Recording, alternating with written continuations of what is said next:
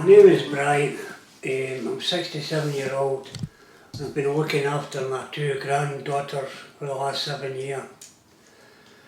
They were put in care, and me and my wife's care 7 years ago through the social. They asked us if we would look after them, care for them, bring them up, which resulted in a supervision order, which the social give you if you're a kinship parent.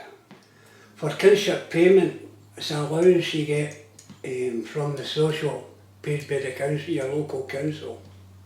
I can point out, in my case, I had to fight all the time for it. I had to go and see two MPs and ask them to see if they could help me to get this kinship payment, as I was only getting an interim payment from the social, which was £25 a week, which I thought was very demeaning, because I had to sit there for at least 2 hours every week and wait for this payment.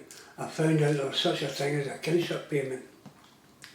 So I went to my local citizen advice and inquired about it, and they told me yes, you can receive a steady payment if you're looking after children, if they're put in your care. So as I said, I went to the two MPs, it didn't matter what persuasion, what political party, and they contacted social work. In other words, they put a bit of pressure on them. Then I received kinship payment. My son's a drug user, a habitual drug user. He's been using drugs for 20 years, and to be honest, I can't see him coming off it. I hope he does, but in my opinion, he must desire to come off it. I've seen him changing through the years. He's turned more indifferent, his feelings more callous, but I realise it's the drugs that made him like that. And his partner, the mother of two children, they've split up now, and I believe she's still in drugs.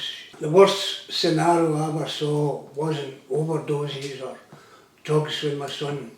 Was when I was 2 children was born, to go to the maternity. Me and the wife went to see them, and we told the doctor that they'd have to be kept in after the normal time to be weaned off the heroin. So they were hooked up to an intravenous drug, which was, I saw the children, the baby, trembling with the effects of heroin. So that was a shocker to my system. It was anger, despair, every emotion went through. So I realised they need help, so we were very willing to take the children in, which my wife died 4.5 years ago, so I'm just on myself. I received kinship care 2.5 years ago. As I said before that, I was an interim payment, so I had to fight to get this kinship care. Someone suggested, maybe the social, I'm not too sure, that why don't you go to court for a residence order that is very close to adoption to keep the two children. So I agreed to do that, and I went and saw a lawyer. Within just over a year, seen the lawyer, explained everything. I was ready to go to court. My local court was Hamilton, to see the judge in his chambers, and he reads the social reports, and if he agrees with you, you're fit enough and young enough to look after the children, he will pass it.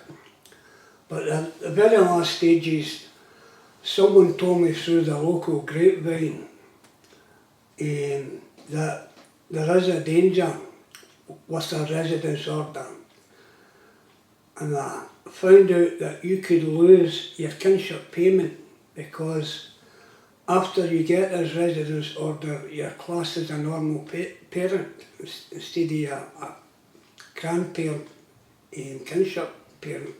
I asked my lawyer, which I had for a year, as I said, in the final stages, I said, is this true? I said, could I endanger myself with this payment, getting this residence order, which is close to adoption order?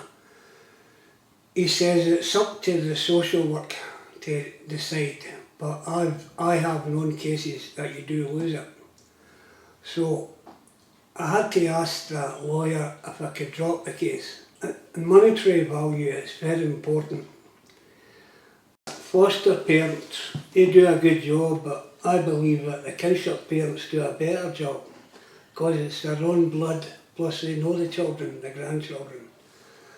So in the monetary value, the rate, the foster parents get actually more than double the payment a kinship parent would receive. We just don't have the funds to do as much as we would like to do with them, like special holidays, because their holidays is going to visit their mum. So we can't really, we're travelling to visit their mum, so we can't afford different holidays. So if we could do things, it would allow us to do things like that and cover swimming lessons, football lessons, different things. We did apply for it and we got told we weren't entitled to it because the kids weren't placed with us, that we took them voluntary. And what they did do, they bought beds, wardrobes and gave us £1,800. That was to say, right, that's yours, don't come back, don't look for any more. I would like to apply again, but at the moment I don't have a social worker now because they said we didn't need them anymore and you've got to have a social worker to apply. But I can't think of a reason to go and ask for one. I don't know what I would say that I needed them for, apart from to let off a bit of stress. They're going to be changing the tax credits because I don't claim any benefits now. I get child tax credits. I was working and I was earning about £120, £130 a week, but now I get £110, I think it is, child tax credits. So we've got less money coming in, but we've got more mouths to feed.